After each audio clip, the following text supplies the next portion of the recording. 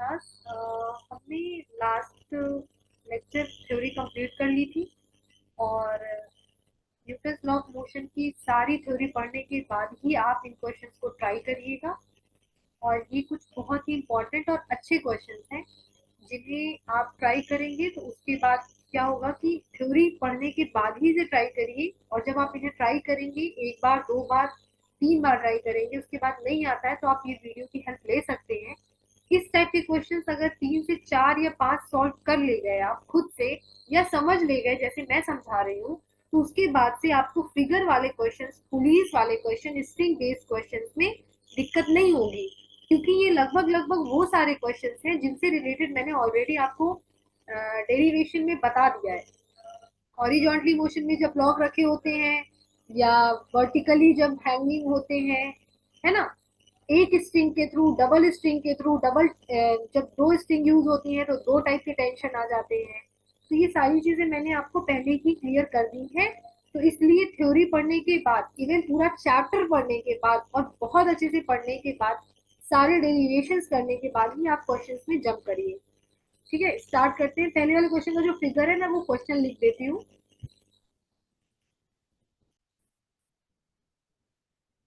This is your question, first question जिसका ये figure बना हुआ है। This is your 24th question. क्योंकि 24th क्वेश्चन की थ्योरी नेक्स्ट पेज में थी तो मुझे ये लिखना पड़ा।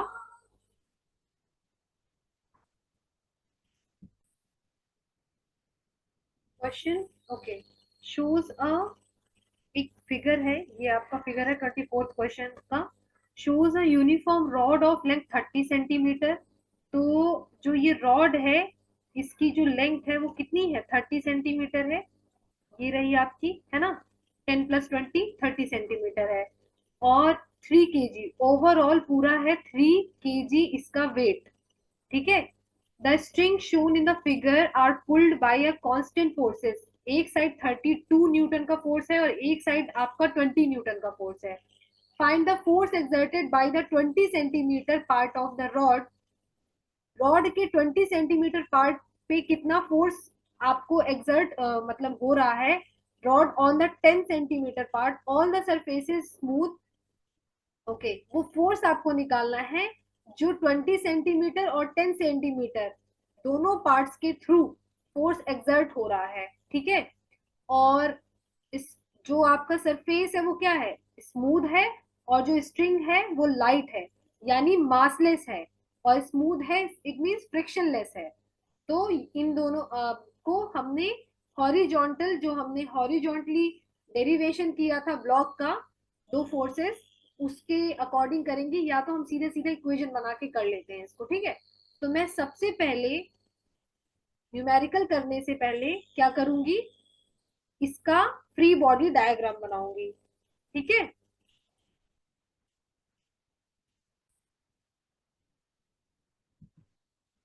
ओके, सो हम फ्री बॉडी डायग्राम स्टार्ट करते हैं बनाना इसका।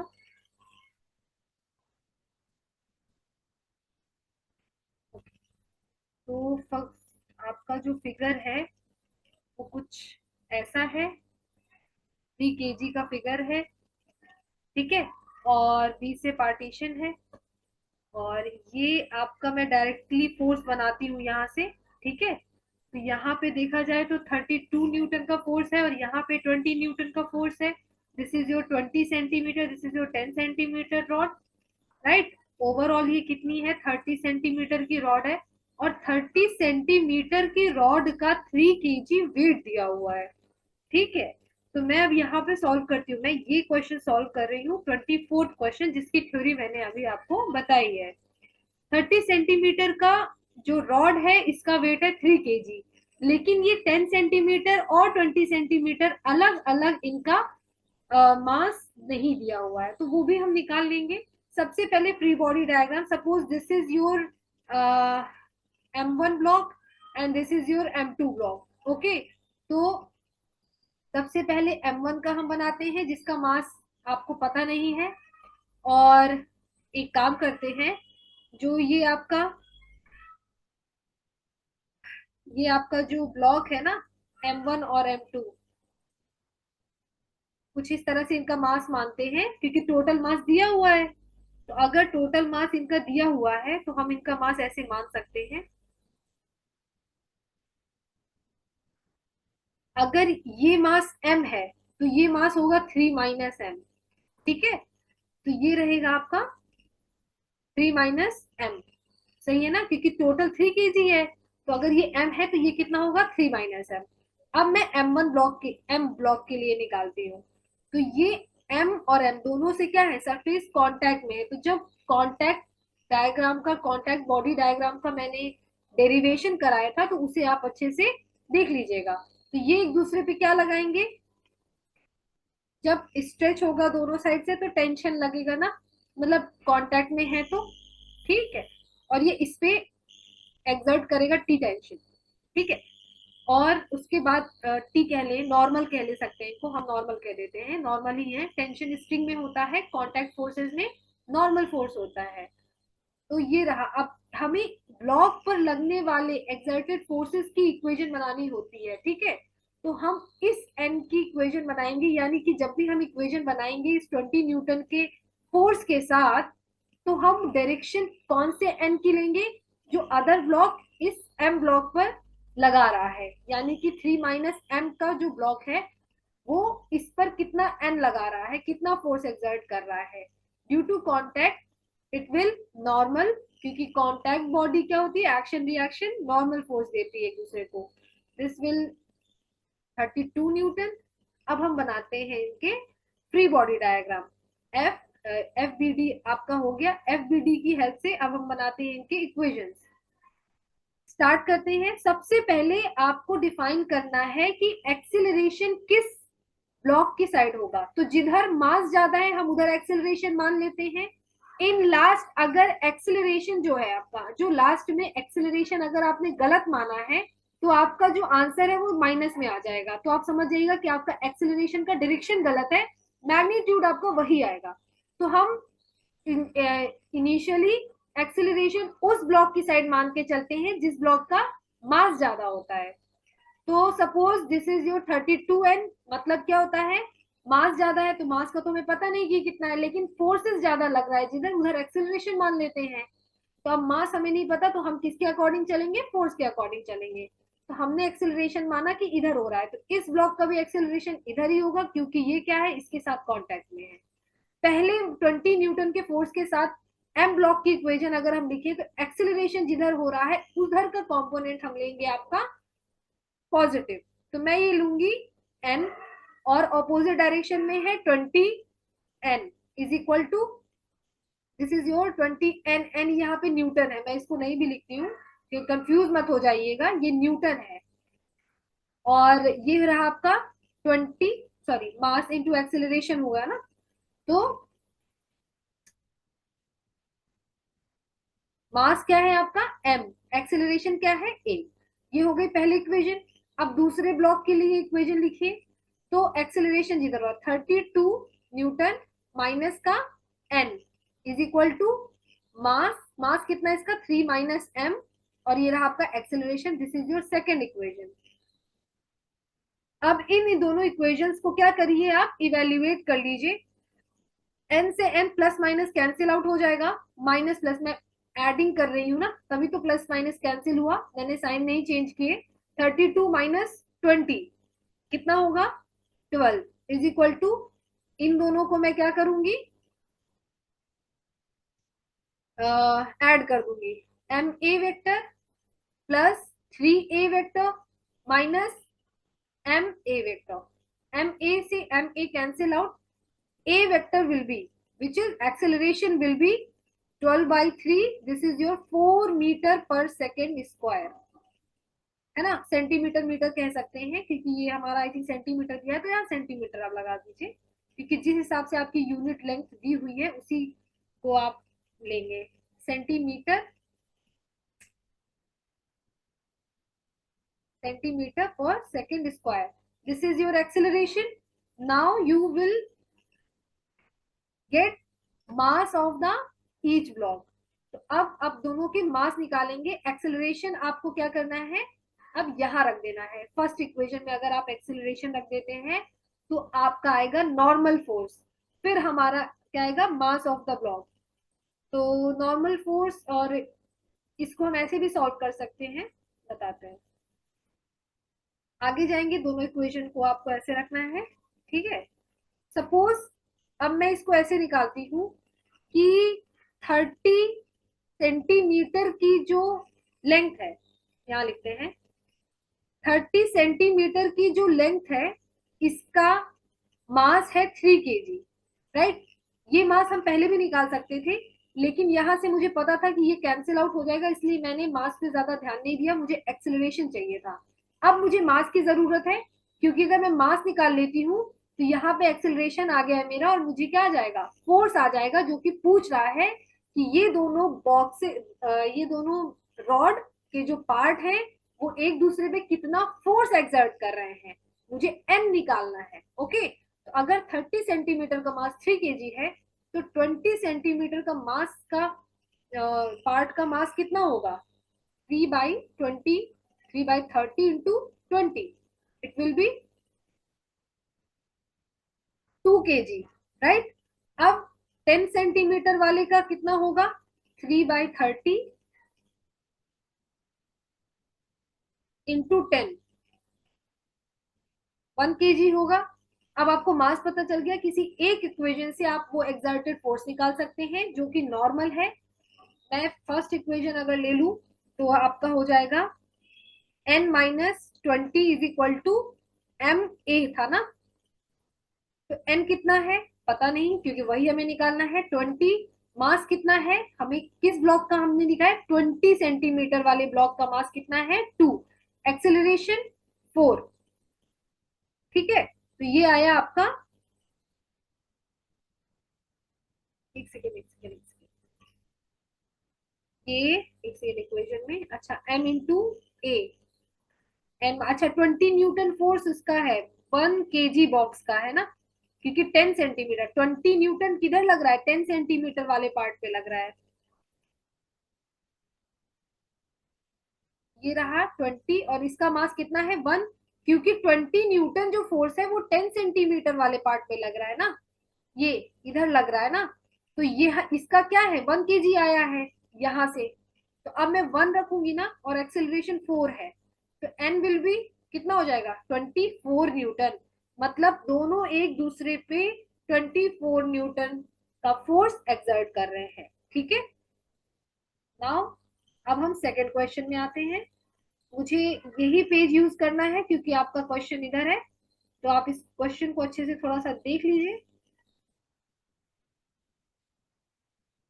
ये रही आपकी थ्योरी, ये रहा आपका फिगर, और ये रही फ्री बॉडी डायग्राम। उसके बाद मैंने इक्वेशन बनाई, एक्सेलरेशन निकाला।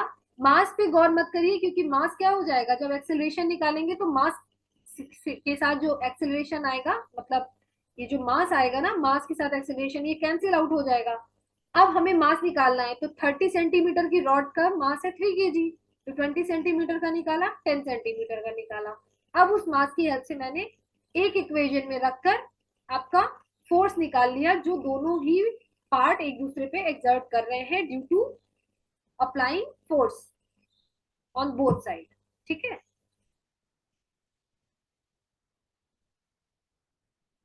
Now you will see 25th question. ये आपने लास्ट, जब इंक्लाइन प्लेन में हम दोनों ऑब्जेक्ट का, जो दोनों ब्लॉक का हम डेरिवेशन किए थे, सेम वैसा ही है। इसमें एक चीज जो आपकी दी हुई है वो ये है कि तीनों साइडेड दी गई है। जब तीनों साइड दी गई हो, तो मैंने आपको जब काइनामेटिक में प्रोजेक्टाइल मोशन पढ़ाया था, तो उसी के चलते मैंने आपको ये भी बताया था कि जब भी आप पर कोई ऐसा ट्राइंगल आ जाए, जिस ट्राइंगल में आपकी लेंथ और ब्रेथ ऐसे करके दी हो, जो आपका अ, ये राइट एंगल ट्राइंगल होता है, इसमें कुछ इस तरह से होता है कि एक एंगल 90 डिग्री का होता है, इसके सामने वाली होती है 5, ये होती है 3, ये होती है 4। 5 और 4 के बीच का एंगल जो होता है वो 37 डिग्री होता है। 3 और 5 के बीच का जो एंगल होता है वो होता है आपका 53 डिग्री। और ये 3 4 5 की साइड के साथ क्या होता है, फिक्स होता है। तो ये फिगर को एंगल के साथ आपको याद करना पड़ेगा। अब देखिए, इसमें 3 4 5 की साइड दी हुई है, मतलब मैं दोनों एंगल निकाल सकती हूँ।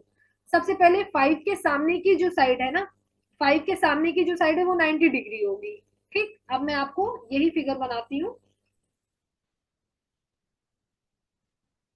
4 और 5 के बीच का जो एंगल है ना, वो आपका कितना होगा, 37 डिग्री होगा, ये याद रखिएगा। तो ये रहा आपका ट्रायंगल, और इस ट्रायंगल में दो ब्लॉक रखे हुए हैं एक स्ट्रिंग के थ्रू। यहाँ पे आपकी एक स्ट्रिंग है, ठीक है, और एक स्ट्रिंग के थ्रू ये क्या है, दोनों ब्लॉक रखे हुए हैं। दोनों ब्लॉक आपके ऐसे हैं, मतलब एक ही स्ट्रिंग के थ्रू ये दोनों ब्लॉक अटैच्ड हैं, और इंक्लाइन प्लेन में ये ब्लॉक रखे हुए हैं।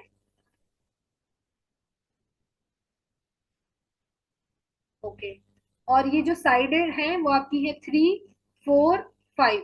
तो देखिए 5 के सामने वाली क्या होती है, 90 डिग्री होती है। 4 और 5 के बीच का एंगल कितना होता है, 37 डिग्री। 3 और 5 के बीच का एंगल 53 डिग्री। ये डिफाइन हो गया।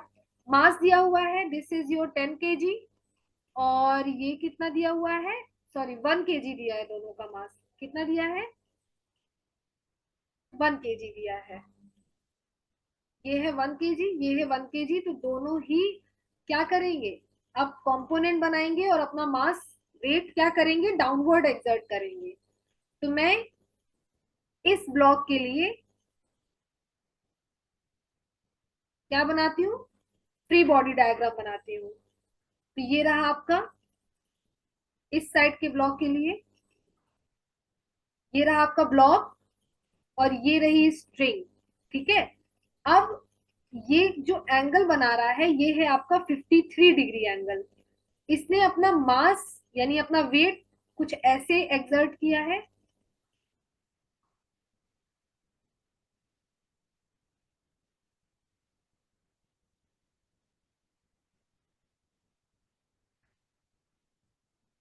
This is your 53 degree angle, ये है 1 kg का मास। तो ये कैसे कंपोनेंट अराइव करेगा, ये ऐसे करेगा, अपना वेट 1 g का वेट क्या करेगा, डाउनवर्ड ये होगा, और आपका ये कंपोनेंट बनेगा। ये पूरा हो जाएगा 90, ये हो जाएगा 90 माइनस 53 डिग्री, तो ये कितना हो जाएगा 53 डिग्री, और ये रहेगा 1 g। रिजल्टेंट के लिए ये क्या बनेगा, 53 cos, sorry mg cos theta होता है ना, तो ये होगा आपका 1 g cos 53 डिग्री, और ये कितना होगा 1 g sin 53 डिग्री। ठीक है, ये हो गए एक के लिए। इसने पुली से जब कनेक्टेड है तो इसने टेंशन दिया, और टेंशन को अपोज कर रहा है 1 g sin 53 डिग्री। ठीक है, यहां तक क्लियर है, यहां तक कोई डाउट है आपको, नहीं होना चाहिए। ठीक है, तो इस तरह से आपका ये आता है रिजल्टेंट 53 डिग्री। बेस जो बनाता है वो कॉस होता है, बेस के साथ जो एंगल बनाता है रिजल्टेंट के साथ, रिजल्टेंट 1 g का काम कर रहा है। अब इसकी इक्वेशन बना लेते हैं। तो जो इक्वेशन बनेगी वो ऐसे बनेगी, पहले वाले एंगल, अब मुझे एक्सिलरेशन तो पता करना है लेकिन दोनों ब्लॉक सेम मास के हैं, तो मैं दोनों वो ब्लॉक की वैल्यू निकाल लूंगी। कैसे निकालूंगी, मुझे कैसे पता चलेगा कि इसमें कौन सी ब्लॉक की साइड एक्सिलरेशन होगा, वो मुझे ऐसे पता चलेगा जब मैं दूसरे ब्लॉक का भी फ्री बॉडी डायग्राम बनाऊंगी।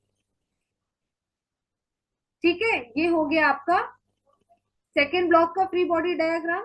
This is your 37 degree, and this is your block, and this is your string जो टेंशन प्रोवाइड करेगी, पुली से अटैच्ड है।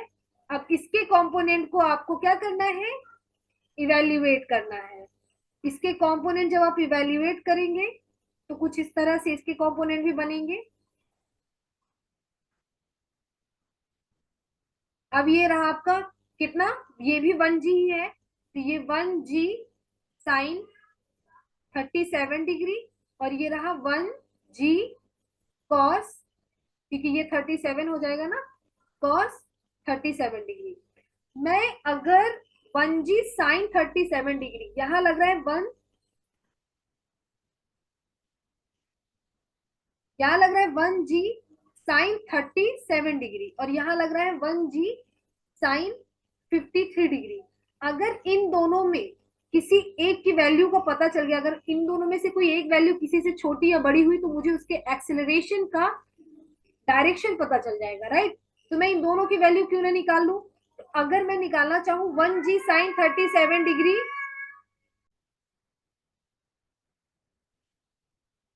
तो इन दोनों ब्लॉक में मैं वैल्यू निकाल लेती हूँ। किसकी वैल्यू, 1g sin 53 और 1g sin 37 में किसकी वैल्यू ज्यादा है। 1g sin 53 degree, 1g sin 37 degree. Okay. तो अब देखिए, इस फिगर के थ्रू आपको ये वैल्यूज भी निकालनी आनी चाहिए ना। अब मैं डायरेक्ट यहाँ पे निकालती हूँ। मुझे अगर साइन 53 डिग्री की वैल्यू चाहिए, तो साइन क्या होता है, परपेंडिकुलर अपॉन हाइपोटेनियस, है ना। तो परपेंडिकुलर साइन 53 डिग्री के लिए, अगर ये 90 डिग्री है और ये 53 डिग्री है, तो ये बेस कितना हुआ इसका, ये बेस हुआ, और ये बेस हुआ और हाइपोटेनियस ये हुआ, तो परपेंडिकुलर कौन सा हुआ, 4 हुआ, है ना। ये रहा आपका, ये रहा 53 डिग्री। तो अब बताइए कि साइन 53 कितना होगा, परपेंडिकुलर अपॉन हाइपोटेनियस, ये इसका बेस हुआ ना, जिधर एंगल बनता है वो बेस, तो इसका ये परपेंडिकुलर हुआ, तो 4/5, तो ये हुआ 4/5। और sine 37 degree, perpendicular upon hypotenuse, अब ये रहा 37, तो बेस ये हुआ, तो 3/5, 3/5, ये रहे आपके। अब 3/5, 4/5 में कौन बड़ा है, ये तो आप बता ही सकते हैं ना। 53 की वैल्यू कितनी आई, 4/5 इज लेस देन 3/5, नहीं सॉरी, ग्रेटर देन ना, क्योंकि आपके डिनोमिनेटर सेम है। 4/5 यानी कि ये बड़ा हुआ। अब 4/5 यानी कि 1g sin 53 डिग्री बड़ा है, तो 1g sin 53 डिग्री बड़ा है, तो आपका जो एक्सेलरेशन होगा वो किधर होगा, वो अब इस डायरेक्शन में ले लेंगे ना, ये वाला। तो इसका एक्सेलरेशन होगा अपवर्ड। ये दोनों फ्री बॉडी डायग्राम से मैं जा रही हूँ इक्वेशन बनाने, आप ध्यान से समझिए। पहले तो खुद से कोशिश करिएगा बनाने की, नहीं आएगा तब आप हेल्प लीजिएगा। इसके लिए इक्वेशन बनाते हैं। तो आपकी इक्वेशन क्या बनेगी, जब एक्सेलरेशन इधर हो रहा है, तो 1g sin 53 डिग्री का हम क्या लेंगे, पॉजिटिव ले लेंगे, -t is equal to 1a। Okay. और नेक्स्ट इसके लिए इक्वेशन बनाएंगे तब t -1g sin 37 degree acceleration. ठीक है, इतना समझ में आया। अब मैं इसे सॉल्व करती हूँ। फर्स्ट, सेकेंड, टी से टी कैंसिल आउट, ये दोनों माइनस हो जाएंगे, तो साइन 4/5 -3/5, ठीक है, is equal to 2a। Acceleration will be कितना हो जाएगा, 1/5 इंटू 1/2। एक्सेलरेशन कितना हो जाएगा, अच्छा यहाँ जी होगा ना, 1g, 1g, तो यहाँ पे कितना हो जाएगा, 2g। तो यहाँ पे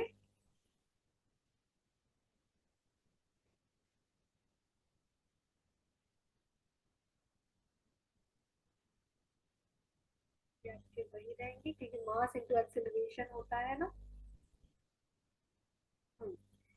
ये यहाँ पे जी और जी, तो ये कितना हुआ, g/5, तो g कितना हुआ, g/10 metre per second square. ये हुआ आपका एक्सिलरेशन। कितना हुआ, एक्सिलरेशन। ये आपका क्या क्वेश्चन पूछ रहा था, the string and the pulley are light and the surface of the table is smooth, find the acceleration of M. कि दोनों के मास सेम है ना, 1m1 हो चाहे m2 हो, तो दोनों का एक्सिलरेशन क्या होगा, g/10 metre per second square. ठीक है, ये हो गया आपका एक्सिलरेशन। अब उसके बाद हम आते हैं नेक्स्ट क्वेश्चन में।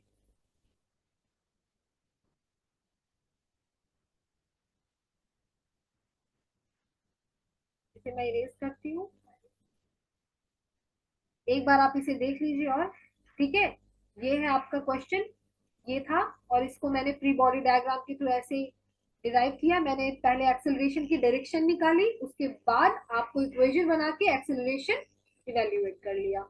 ओके, कोई बहुत टफ नहीं था। अगर थ्योरी पढ़ी है आपने तो ये आप बहुत आसानी से कर ले जाएंगे। कोई टफ क्वेश्चंस नहीं है, बस ऐसे क्वेश्चंस, ऐसे फिगर को देख के घबराना नहीं है आपको। इजीली जो पढ़ा है उस हिसाब से आपको क्वेश्चन सॉल्व करने हैं। ठीक है, आते हैं अब नेक्स्ट क्वेश्चन में।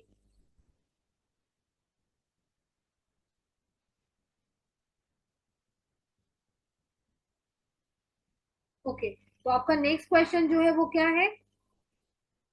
26 क्वेश्चन ना, थोड़ा और जूम कर देते हैं और देख लीजिए इसे। ये है आपका 26 question. A constant force F m2 g by 2 is applied on the block of mass m1 as shown in the figure. Figure में F जो दिया हुआ है वो आपका क्या है? m2g by 2. The string and the pulley are light and surface of the table is smooth. frictionless है और क्या है? massless है string. Find the acceleration of m1. ठीक है, अच्छा इसमें भी find the magnitude of the acceleration of the two blocks. तो वही एक्सेलरेशन होगा, एक्सेलरेशन का g/10 ही होगा आपका, दोनों एक्सेलरेशन का मैग्नीट्यूड।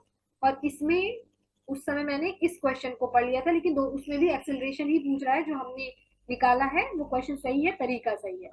26 क्वेश्चन देखते हैं। ठीक है, हमें एक्सेलरेशन निकालना है m1 ब्लॉक का। किसका? m1 ब्लॉक का। इस पर जो फोर्स लग रहा है वो कितना लग रहा है? m2g। ये जो फोर्स है वो कितना है? m2g/2। तो अब यहीं पे देख लेते हैं, ये अपना किधर करेगा? m2g डाउनवर्ड करेगा, यहाँ टेंशन निकलेगा और यहाँ से यही टेंशन प्रोवाइड होगा और ये इसको इस डायरेक्शन में टेंशन देगा।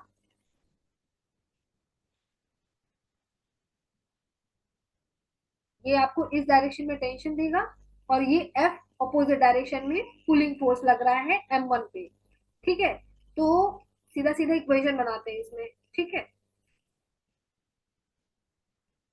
m2g/2 minus T, this is your m1a। इतना ठीक है। पहले इस ब्लॉक के लिए, इस ब्लॉक के लिए एक्सेलरेशन हम ऐसे मान लेते हैं कि डाउनवर्ड हो रहा है। तो अगर सॉरी, एक्सेलरेशन ऐसे मान लेते हैं ना, इस डायरेक्शन में एक्सेलरेशन मान लेते हैं। तो अगर इसका एक्सेलरेशन इस डायरेक्शन में है तो फिर हम इक्वेशन में क्या लिखेंगे? पहले टी लिखेंगे, क्योंकि मैंने उधर का मैग्नीट्यूड पॉजिटिव लेना है। तो this is your T minus m2g/2 is equal to m1a। और अब m2 के लिए बनाएंगे तो m2g-t is equal to m2a, क्योंकि ये ब्लॉक क्या है? m2 है और ये ब्लॉक क्या है? m1। ये है आपका फोर्स, कंफ्यूज मत होइएगा, ये आपका फोर्स है जो कि गिवन है। हम इसे सॉल्व कर लेते हैं, क्योंकि मुझे बेसिकली क्या चाहिए? एक्सेलरेशन चाहिए। टी टी कैंसिल हो जाएगा और m2g-m2g/2 और ये हो जाएगा m1 प्लस m2 एक्सेलरेशन। तो ए विल बी, ये कितना हो जाएगा? m2g/2 m1 प्लस m2, यही होगा। अब ओके,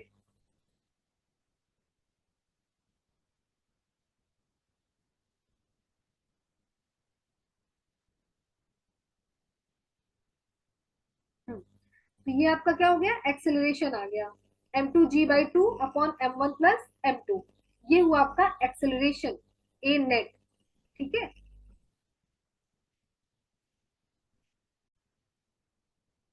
अब ये क्या होगा? Towards right, toward right side लगेगा, क्योंकि एक्सेलरेशन हमारा पॉजिटिव आ रहा है ना। अगर नेगेटिव आता तो टूवर्ड्स लेफ्ट लगता, मतलब मैंने जो डायरेक्शन ली है वो गलत ली है। बस माइनस प्लस में नेगेटिव आ जाता है तो मतलब अपनी डायरेक्शन जो कंसीडर की है वो गलत है। मैग्नीट्यूड आपका सेम ही रहता है तो उतना फर्क नहीं पड़ता। ठीक है, तो हमें स्टार्टिंग से कभी कभी मास ज्यादा देता है ब्लॉक का, लेकिन फिर भी एक्सेलरेशन अपोजिट साइड हो रहा होता है। लेकिन हम हमेशा वही मान के चलते हैं कि जिधर एक ब्लॉक जिसमें दिया नहीं है उसको मान लेते हैं कि इधर साइड एक्सेलरेशन हो रहा है। अगर वेट के अकॉर्डिंग या फोर्सेस के अकॉर्डिंग हम एक्सेलरेशन उधर मानते हैं जिधर ज्यादा वेट होता है या तो ज्यादा फोर्स लगता है। तो देखिए ये बहुत आसान क्वेश्चन था और इसकी इक्वेशन आपको इस फिगर के थ्रू मैंने बना के दिखा दी। ठीक है, एक्सेलरेशन आपका इतना आएगा। सारे अच्छे क्वेश्चन है, एचसी वर्मा के क्वेश्चन है और फिगर क्वेश्चन मतलब ऐसे आते नहीं है, तो आप देख लीजिए मत, बहुत अच्छे क्वेश्चन है, इनको खुद से करने का ट्राई करिएगा। 27 क्वेश्चन है। M1 दिया है 5 और ये दिया है आपका 2। F1 दे रहा है और F1 न्यूटन दे रहा है ना, मतलब 1 न्यूटन ये भी लगा रहा है और 1 न्यूटन ये भी लगा रहा है, लेकिन इसका वेट क्या है। अब देखिए मैं दोनों ब्लॉक के लिए अगर फ्री बॉडी डायग्राम बनाऊं, ऐसे बनाते हैं। एक ही पुली है और एक ही स्ट्रिंग है। ठीक है, तो ये रहा आपका टेंशन। ठीक है, और आप फोर्स दिया हुआ है, दोनों में फोर्सेस हैं कितने, 1 न्यूटन के फोर्स है, 1 न्यूटन का फोर्स है। एक चीज और इसमें होगी, अगर इसका वेट है 5 kg तो 5g के बराबर ये अपना वेट एक्सर्ट करेगा डाउनवर्ड, और ये अपना एक्सर्ट करेगा 2g के बराबर, क्योंकि इसका वेट 2 kg है। एक्सेलरेशन किधर मानते हैं, इधर मान लेते हैं, क्योंकि इसका वेट ज्यादा है। अगर हम गलत होंगे तो ऑलरेडी वो लास्ट में साइन माइनस में आ जाएगा, तो हम समझ जाएंगे कि हमने एक्सेलरेशन रॉन्ग साइड माना है। और मैग्नीट्यूड सेम होता है इसलिए आंसर में बहुत चेंजेस नहीं होते हैं, तो ये एक्सेलरेशन इतना होगा। अब बस आपको इक्वेशन बनानी है। ठीक है, तो इक्वेशन आपको ऐसे बनानी है कि आपका 1 न्यूटन है ना, न्यूटन नहीं लिखते हैं क्योंकि 1 न्यूटन का फोर्स ही है, plus 5g minus T is equal to 5a। ठीक है, इसके लिए बनाते हैं, अपसाइड एक्सेलरेशन है t minus 2g plus 1 is equal to 2a। t से t कैंसिल हो गया, 1 प्लस 5g और minus 2g minus 1, 1 plus 5g minus 2g minus 1 equals to 7a। Okay, 1 से 1 कैंसिल आउट हो जाएगा, ये बचेगा आपका 3g is equal to 7a। Acceleration कितना आया आपका, 3g/7 metre per second square.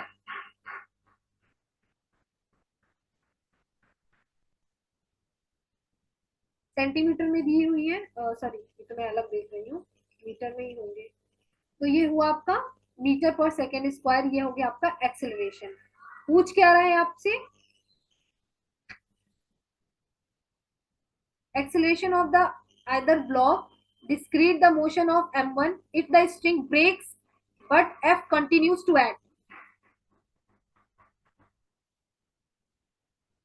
अगर f कंटिन्यू है और स्ट्रिंग ब्रेक हो रही है, तो अगर देखिए स्ट्रिंग ब्रेक हो जाएगी तो टेंशन, अब ये किसकी बात कर रहा है, m1 की बात कर रहा है, किसकी, m1 की।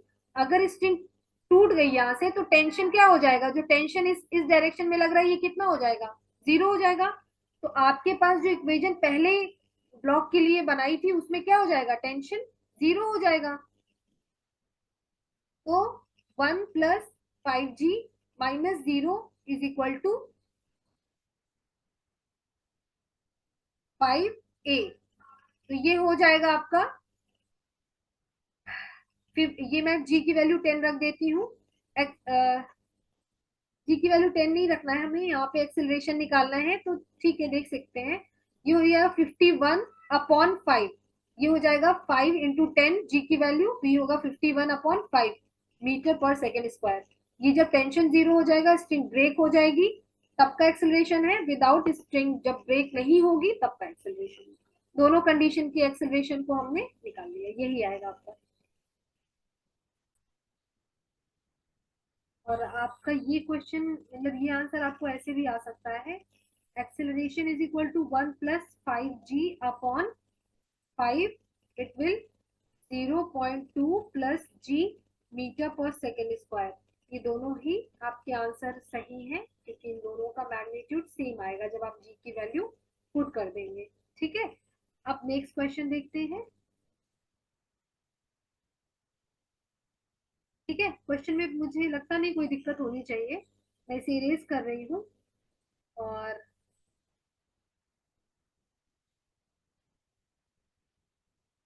नेक्स्ट क्वेश्चन देखते हैं।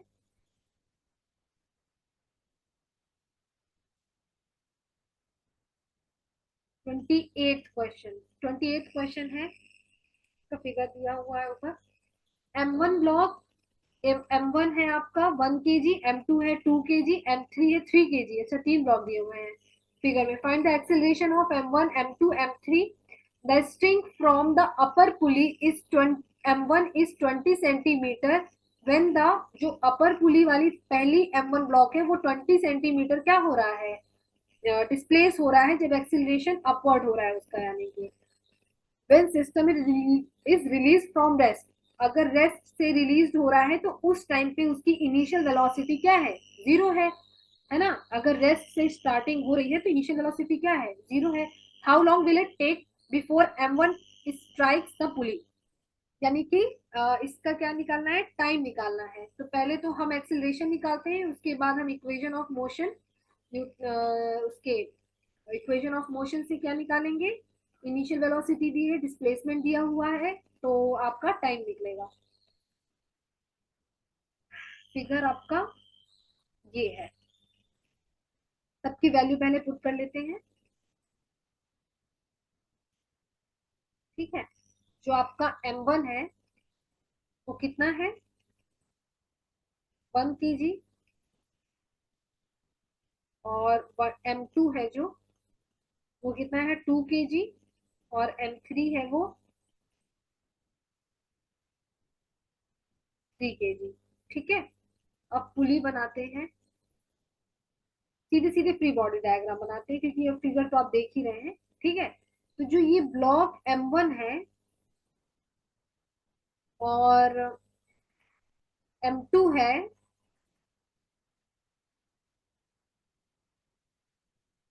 और M3 है। ठीक है, तो जब, तो एक एक देखिए, M3 ब्लॉक आपका 3 kg का है तो ये 3G एक्सर्ट करेगा, और ये कितना करेगा, 2G एक्सर्ट करेगा, और ये 1G एक्सर्ट करेगा। अब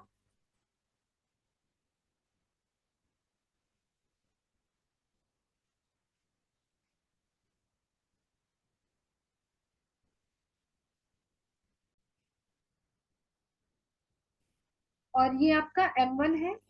ठीक है, यहाँ भी दोनों स्ट्रिंग लगी हुई है, लेकिन अब एक चीज आप देखेंगे, स्ट्रिंग क्या है, चेंज है, स्ट्रिंग चेंज है।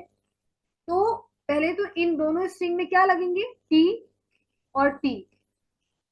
ये हो जाएगा आपका टी डैश, तो ये भी होगा कितना, टी डैश, क्योंकि ये जो पुली है ये एक पुली है, एक पुली से सेम स्ट्रिंग है, और यहाँ पे दूसरी पुली से दूसरी स्ट्रिंग पे M2 M3 है। M3 का वेट ज्यादा होने की वजह से सिर्फ ब्लॉक का एक्सेलरेशन में डिफाइन कर रही हूँ। ठीक है, ब्लॉक का एक्सेलरेशन क्या होगा, M3 नीचे आएगा A से, M2 जाएगा A से। लेकिन M1 पहली पुली का हिस्सा है, वो दूसरी पुली का हिस्सा नहीं है, इसलिए M जो एक्सेलरेशन एक अलग से आ रहा है, उस एक्सेलरेशन को का फर्क जो है वो M2 M3 पे पड़ेगा। समझ पा रहे हैं, M2 M3 अलग पुली से अटैच्ड है, उस पुली में अलग एक्सेलरेशन होगा due to the greater weight of M3। ठीक है, टुवर्ड्स M3, ये एक्सेलरेशन हो गया। अब पूरा सिस्टम, ये पूरा सिस्टम है ना, ये जो पूरा सिस्टम है आपका, ये M2 M3 वाला, ये पूरा डाउनवर्ड होगा A डैश से। तो M1 किससे होगा, A डैश से अपवर्ड एक्सेलरेट होगा। तो मैं फिर से लिख देती हूँ, क्या होगा, A डैश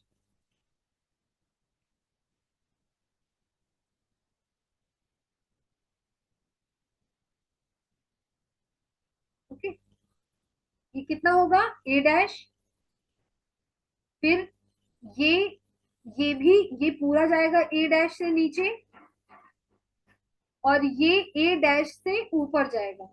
ठीक है, ये हो गए।